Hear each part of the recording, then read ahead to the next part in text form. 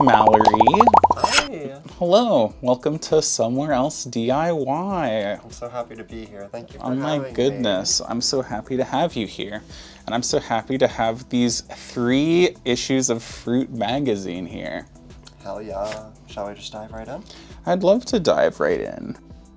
Okay, so this first copy is our Trans Day of Visibility 2025 issue. Trans Day of Visibility is really near and dear to my heart as a trans woman, and Fruit started as like a project for Trans Day of Visibility 2024, so this marks our 1 year of making Fruit. This cover was made by my good friend Leah. It's a self-portrait of her made out of American Spirit cases. I try to keep a theme for every issue of Fruit, an overarching design motif. So for this one, I wanted to mimic Leah's sort of self-portrait here and make it be collagey and use a lot of sort of iconography that you would see on cigarette packets or old advertisements, because I was really taken by Joe Camel as a kid. But as we'll see as we walk through, that really just sort of shakes out into just using the Marlboro font for the titles and stuff like that. It kind of falls apart, but whatever. Yeah, this is our first issue where we had Ko-Fi, so I've got our Ko-Fi banner there. Yeah, let's dive right in. I love the cigarette theme. That's beautiful. I love cigarettes. Cigarettes for the dolls, yes. I actually haven't smoked since September, and even then I liked vaping. I've never liked the taste of cigarettes, you know? Yeah. So it's kind of funny that I would take that on as a theme, but I don't like cigarettes, but whenever I was a kid, I'm an advertising major. Whenever I was a kid, I watched Thank You for Smoking, so this sort of marketing around cigarettes has always been very fascinating to me, as something that is just going to kill you dead, and also being the most aggressive and evil marketing in the world. I love evil marketing. I do. It's the best kind of marketing. You want to buy some death sticks? You don't want to sell me death sticks. I don't want to sell you death sticks. You want to go home and rethink your life. I want to go home and rethink my life. Okay, yeah. Interior cover. My good friend M. White has provided some art for our interior cover this time. This will be M's second appearance in Fruit. They initially appeared in our Pride issue, which was our second issue. Yeah, they're really good. They do a lot of sort of impressionistic painterly stuff and photography. This one looks more like a marker portrait, which I really like. I love the pink highlights. Yeah. With this issue, I felt especially that the layouts were a little weak, so I reutilized some old assets that our co-editor Matt Brown provided for the Pride issue, just some pictures of Fruit in the background, basically. It won't be the last time that they show up. I mean, I use them all the time in our Instagram posts and such, but yeah. This is Vermin. Jamie from Vermin Comics made not only a full page poster for Vermin, but enough actual paneled comics to fill up a couple of pages. Cool. Yeah, so this is the Vermin poster. I love Vermin so much. It is such an adorable project. Here is the Vermin spread. So we've got Vermin's first 2 comics in here. The first one is just where Bean is trying to find a gender neutral bathroom, and she finds men's bathrooms and women's bathrooms, and then she finds a bathroom just for wizards. Just for wizards? Just for wizards, yeah. Beautiful. But no gender neutral bathrooms. But LOL, whatever. As a LARPer, I still appreciate the wizards' bathrooms. Very cool. You'd think it would be some sort of portal. Maybe there is one right behind the push door. I have some traumatic D&D memories related to a wizard bathroom. So oh, interesting. Okay, yeah. I won't even get you started. It's only as traumatic as D&D gets. Yeah. And then the next one, we meet Terry, who is Bean's drummer and friend, and who is a possum, and this found a venue that neither of them can afford. I was invited to do some storyboarding for Vermin, and something about my creative process is, and also my networking process, is that I err on the side of making as many connections and fostering as many opportunities as I can, and then I just kind of find out how big my plate is at the end of it. So things spill off all the time, but me and Jamie still are good friends, and we keep in contact. and they are still making really good art for this project. Just recently, they made like a very realistic rendering of Bean and Terry. I just love to see the art improve, and making comics is a lot more difficult than just writing or just drawing. I mean, because you got to do both at the same time. Yeah, multifaceted. I love their art style as well. Yeah, I think they're adorable. I hope that we get more from them soon. But it'll probably be for the Pride issue at this rate. Next page, we've got a local crafter, Synchronome Workshop. Susan is someone who I met. They work at APO, which is a local clinic that I go to. They work the front desk, and whenever I saw that they were wearing like all of this like chainmail jewelry, I just had to ask if they made it, and they said yes. So I shook them down for their art. Very cool. Yeah, that's basically my modus operandi, is if I see like a crafter or like anybody who looks like they might do art, I just try to shake it out of them. Shake them senseless until their art falls out of their pockets. Yeah. This next one is a collage made by Mason Shepard, I believe. Feline.phenomenon. But yeah, Mason made this. I think that they're a wonderful little digital collage artist. I don't really like in this issue how many mistakes there are. Like in our lower banner here, I always try to keep it in that you see the fruit URL as a sort of a watermark, and then the artist, just so you know for sure who is on each page. It gets a little bit messy with like how I actually achieve that whenever, say, I have an artist and a separate author on one page, as like we'll see in the future, but like I've kind of got it nailed down a bit better than I had here. In this one, I just like completely forgot to put the artist's name, so oof, sorry about that. Well, we can put it in the video. Yeah, it's on the next page too, so it's not a giant sweat. This is the Pink Underground spread. The Pink Underground is a local anarchistic queer archival group. They do not believe in institutions. They don't believe in like non-profit organization.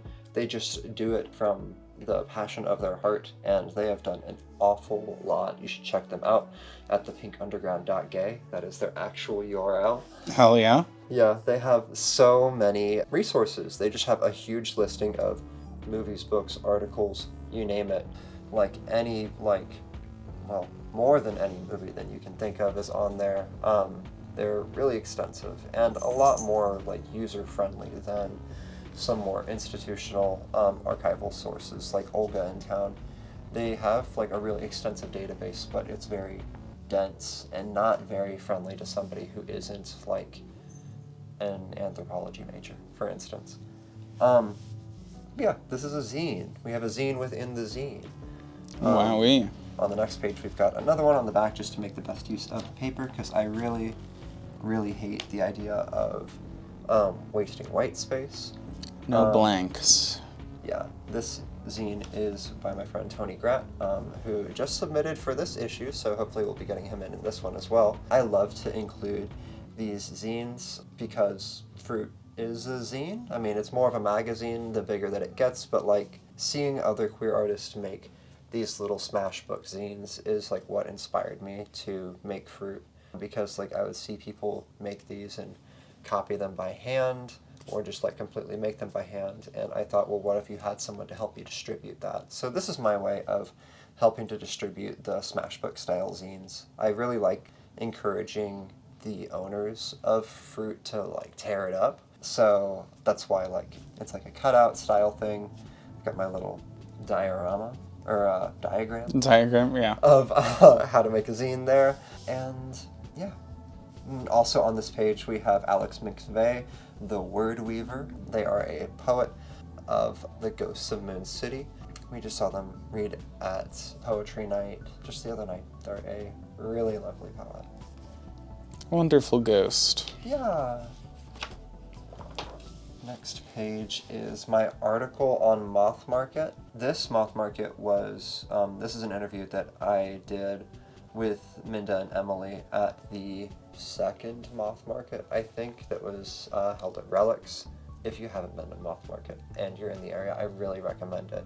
It's, if you've ever been to a con and you've been to the vendor alley in a con, it's a lot like that. And it's all gothic crafts and stuff, so it's a bunch of bones and taxidermy and perler beads and like black like handmade dresses and stuff. Like this picture, I think I just pulled this off of their official website. It's just like such a cool little hack of a porcelain doll where they've chopped the face off, and I thought it was just such like an evocative image. Like, I didn't take much good photography at the event, unfortunately, and I am definitely not one to not snipe images from other sources because I must make a magazine, and sometimes I don't have the images for it, you know? But they gave me permission, so yeah. The way I do interviews and the way I do most of my articles, I don't like put my name in fruit. My name doesn't appear in any of these issues, and this next issue is probably the first time that it actually will appear because my girlfriend has been yelling at me to put it in the book, because now I have co-editors and people are like, oh, well, this person makes fruit, so like Peter or Matt will get all of the submissions, and it's like they don't want to deal with that. And it's not really their job as the co-editor. I mean, like, they're happy to like help, but like I'm supposed to be the one sorting through submissions. So that feeds into my philosophy of like the way that I do these articles is that I don't really editorialize at all or like offer a whole lot of narrative, except just to set the scene of going to the event, and then it's all just question and answer. And I try to strip down the answers like grammatical style, like I'm a big like proponent of like Hemingway, just using as few words as possible to say the most. So I cut out all of the likes and ums and ahs and try to like make the sentence structure like simple and short and to the point, because like a endless like problem for me as a journalist has been transcription, because the way that people talk is very different than the way that they write, and it's also very different than the way that they want to be portrayed in writing. So you're trying to make people sound smart and concise, and you're trying to make it easy reading at the same time. So like, not to reel back credit for the articles or anything like that, but like there's a lot more that goes into writing these than you would really expect to. Like, I do basically just do the interview and it's a conversation, and it's the transcription of the conversation, but it takes a lot of editorializing. Not editorializing like grammar Nazi-ism. Yeah. Like, but reflected on myself to like remove myself as much as I can from the interview. So yeah.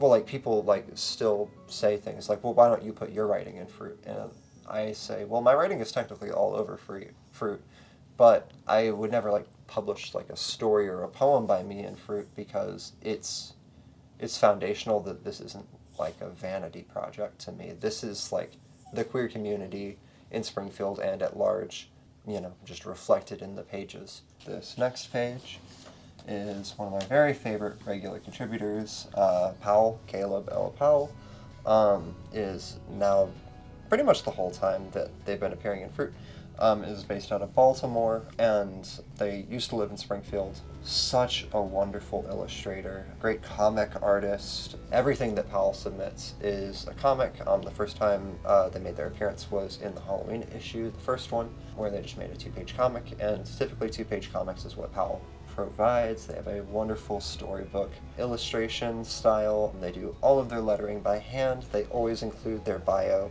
in a little handwritten blurb at the end. If you want to submit for fruit in the future, Powell is the like exemplary way to submit to fruit. Like, I love Powell's pieces every time because there's like nothing that I have to do to them. Just put them on the page and they look wonderful. And yeah, Powell appears in all of these issues actually. Oh yeah. They'll be joining us as a proofreader for this next issue, so we've got them on the editing staff now too. Very cool, very cool. Yeah. The next page, we've got Avocado Crunch, who is a really awesome paint print-based artists primarily. They sent in some sketchbook pieces and some like colored pencil pieces and this really cool like graffiti-inspired piece. Do they do like a lot of oils or like water-based paints, or what do they This is kind typically of do? like one of the only times I've heard from them. So this is that's really the tough thing about like writing bios about somebody who you've never met and somebody who you've only seen like a small amount of their work from, to where it's like I can tell that they are a wonderful artist, but like sometimes whenever people submit things, they'll just send images and they won't get back to you. You know, like, or at least their bios might even need punching up because they'll only send like a one sentence thing, and I want to like at least have a little bit of a paragraph to include. Yeah. But as far as I know, they're a student at MSU, and I got them in this issue of Fruit. I think this is the first time that any nudity was actually shown in Fruit. There's some boobas in there. Oh yeah? And that's kind of been a point of contention for me, because in the next issue, I end up censoring a story, which is very explicit, and I used the censoring to drive traffic to my website and the contributor's website, but I always kick myself for that, you know, because I, obviously, like, being inspired by zines, I'm, like, really inspired by, like, DIY and, like, hardcore ethos, you know, like the music scene, hardcore. And, like, censorship is just not that.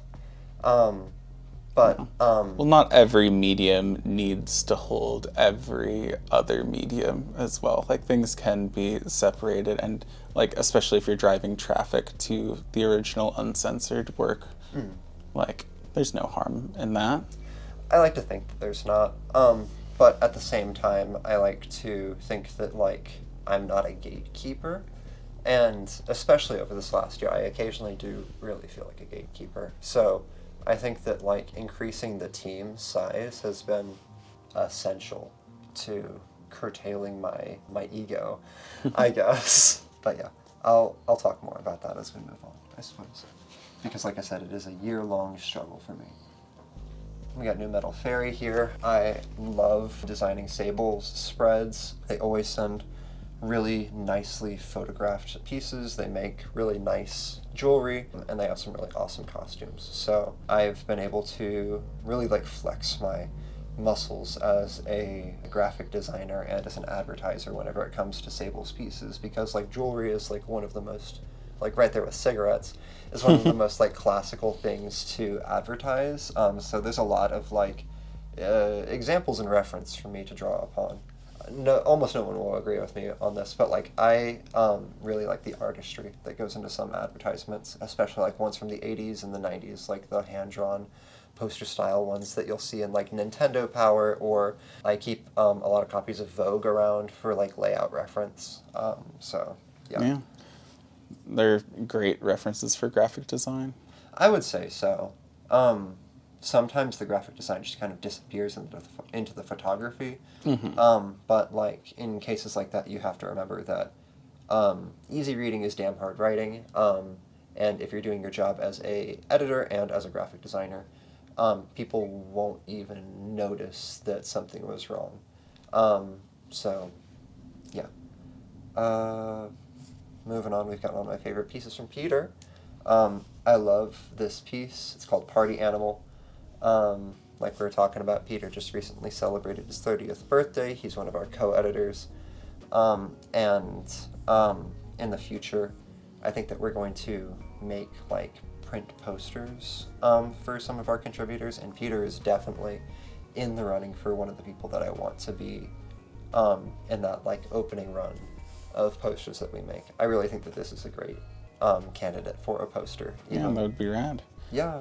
Are you gonna fold it up and then have it in the zine so people can like cut it out and then put it on something, or what are you gonna do with the poster? Maybe. I would really love to include inserts and like a proper centerfold and like gatefold pieces and stuff in it, because that's part of magazines just historically, and I want to work like more in the medium of like magazines.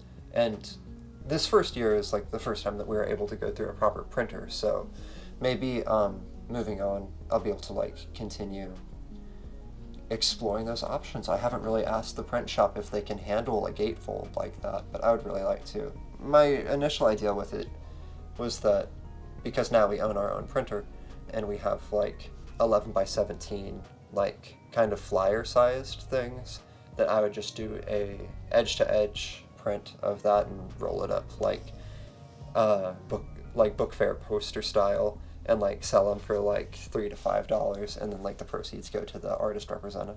Next, I think we've got Hope, Resistance, and Truth, poem by Peter. I'm noticing in this one that Peter's one of our most prolific trans poets in Springfield, but like all of his freaking spreads have a trans flag on them, which I should really get away from. Like, he's made a lot of like trans flag iconography for Pride and like merch that's gone on like shirts that are sold out of the Glow Center and such. But like typically like his poems, love them, are like really long, so they take up a couple of pages, and usually whenever I like am thinking of what's a good thing to have on 2 pieces of paper, it's like a whole, like, it's a flag, you know, because like it's just kind of shaped like that. I think I've hit upon like a good spread that he likes, at least in the Halloween issue from this year, because he requested in the Solidarity Network zine that's going to come out here soon that they do the same kind of spread, which is a front and back piece of paper. I think it's good because it just makes it seem like he's taking up less space in the magazine, which is not necessarily a bad thing, but he's very prolific. He's been published before, and like, while I always want to include Peter in the magazine, I don't always want to give him 3 pages, because that's a lot of the percentage of the landscape of fruit. Like, it's always 28 pages. We've had that standardized all year, and I think that's a good like amount of space, but we could still cram a lot more artists into this one, or like into our future issues is what I mean to say. I think in this one we have like a dozen artists represented, and the next one we'll have 15, and in the Halloween one we'll have 22. So yeah, this is also kind of relevant to me getting used to a full-size magazine size. A lot of the text in this one is very different sizes. Some of it's very big and easy to read, and some of it's quite small. But like, typically how fruit is made is that it's just a piece of printer paper folded in half, and then I'll trim off the margins. But like with this, or rather with the regular way that it's made, I try to like keep that in mind and make the text as big as I can so that it's as easy to see as possible. And with this, it's just kind of overly big. Like I said, I don't like to waste white space, and if your text is 48 point size, you could be making better use of the space. Yeah, for sure. Next one is Buggy Scovin. This is Buggy's second appearance in Fruit. His first one was in the Halloween issue, and Buggy is just a really wonderful character designer. Does like sort of sketch and traditional art as well as digital art. I think that this would be another wonderful piece for a poster. If you've got like bright pink and yellow and teal in your art, I'm all about it. I love CMYK layouts. Like, they look so good. It's like it could be a stained glass. I think that would be really cute too. Piece, yeah. Yeah. Beautiful. Yeah. This is an article that it's an interview that I did with Ken Dameron, president of the Advocacy and Alliance Club at MSU. I was really involved with them for a few years, and then Ken went to grad school, and like things just sort of fell apart. I always kick myself as an advocate. I mean, like, I can't keep a million organizations like running and stuff like that, so I shouldn't like try to take that upon myself, but like being involved in like, you know, being the sort of person that I am to like make a magazine and do so much community outreach, I feel like I could have done more for the organization. But anyway, with this article, I interviewed Ken about the protests that were happening. This is right whenever Trump got reelected last year, and the university shut down all of its DEI programs and all of that. Me and Tara were just talking about this today, but the university did that preemptively. They weren't really like especially threatened by the state or anything like that, and in fact the state has reeled back those sort of threats to withhold funding from universities that don't remove their DEI programs, but MSU just recently hired a new president, and we all have some thoughts about him, to say the least.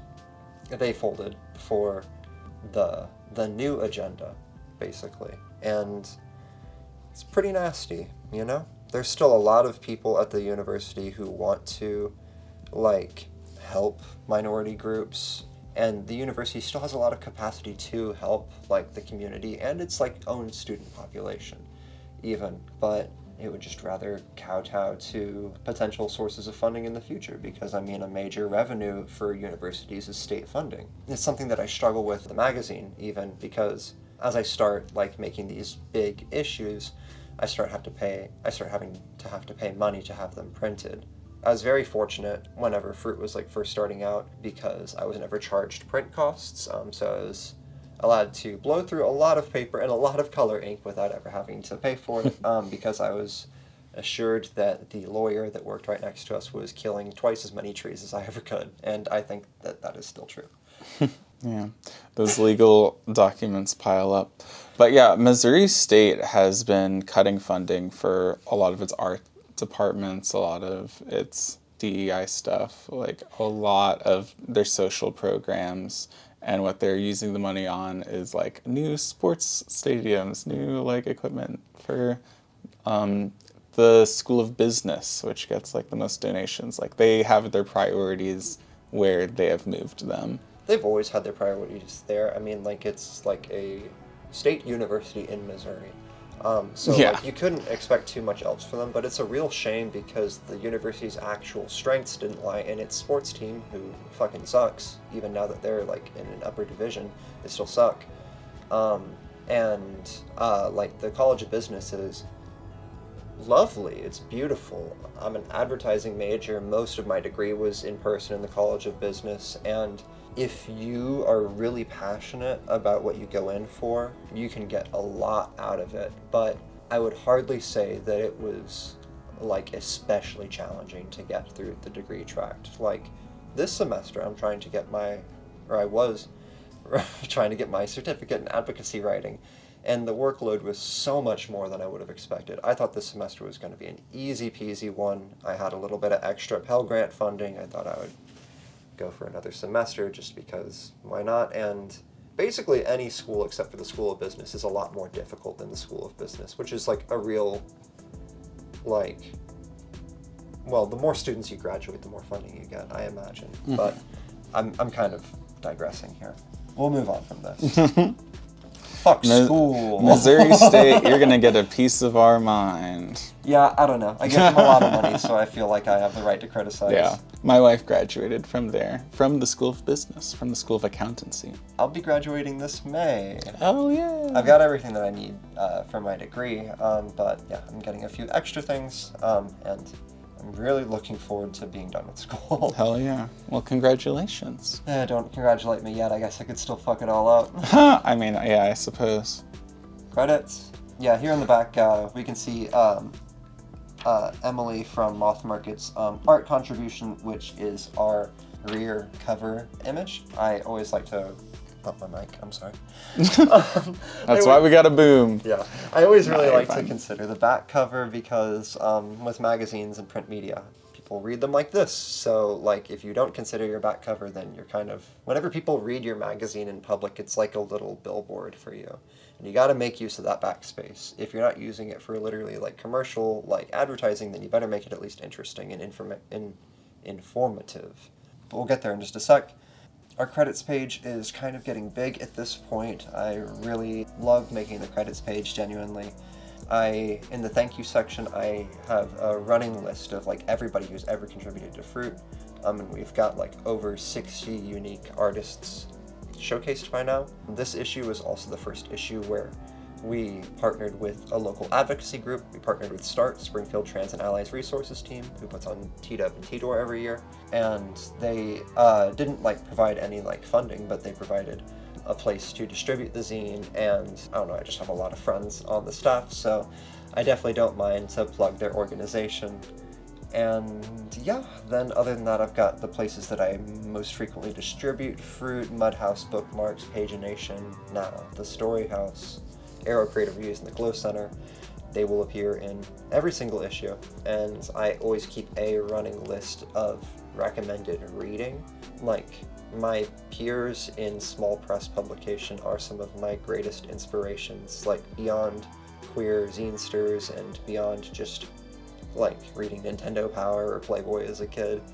Like, this stuff is like really what inspires me. Algae is a project made by Acacia Borboom, who is a student out of the College of Business. It's a magazine based on sustainable fashion, and she definitely takes like a different business approach than I do. You have to pre-order Algae, for instance. You can't just like find it for free lying around. But you know, it's a lovely looking magazine. It's my only publication. You know, I have a vested interest to plug it. She's based out of New York now, so her new issue for this upcoming Pride, I believe, should be coming out here soon. You can check them out at algaeworldwide.com.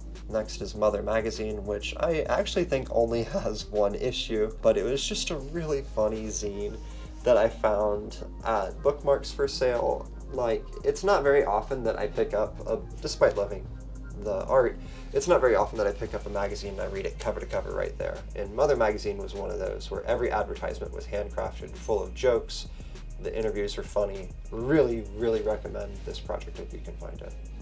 Paranoid Tree Press is a monthly subscription magazine service. They send out a 11x17 poster with like a full, it's nice cardstock and stuff like that, full page art, usually a painter, and a little piece of flash fiction, prose, or poetry.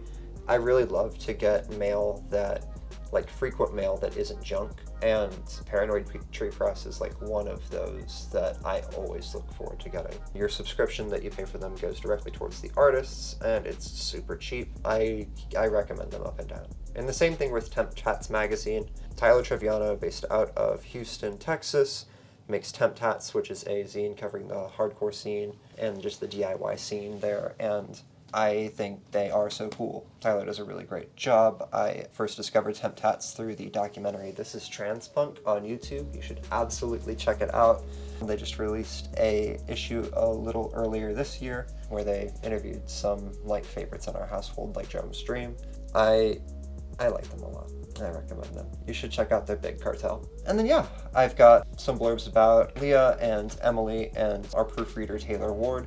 And I really, really appreciate like all of our contributors. I say that up and down in the magazine, so I feel like I should move on by now. But credits page, ladies and gentlemen. Credits page. Hell yeah. Here's our back cover. This is like Emily's contribution, and then this is the first time where I start to like standardize our like lower third on the back cover. Always include the QR code to the link tree. Always include when the next issue is and when the next deadline is.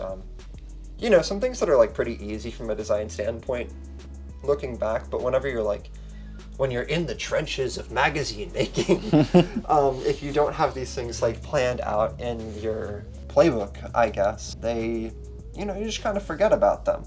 Like, I didn't even do a lower third like that until our third issue, so yeah. This one's still really chunky compared to the other two. In the Pride issue, I nail it down a little bit more. Hell yeah. Yeah. Hells yeah. I guess we can move on to the Pride And then which issue is that? The Trans Day of Visibility issue? That's the Trans Day of Visibility issue 2024. You can read it now at fruitzine.card.co-TDOV 2025. I lied. Hell yeah.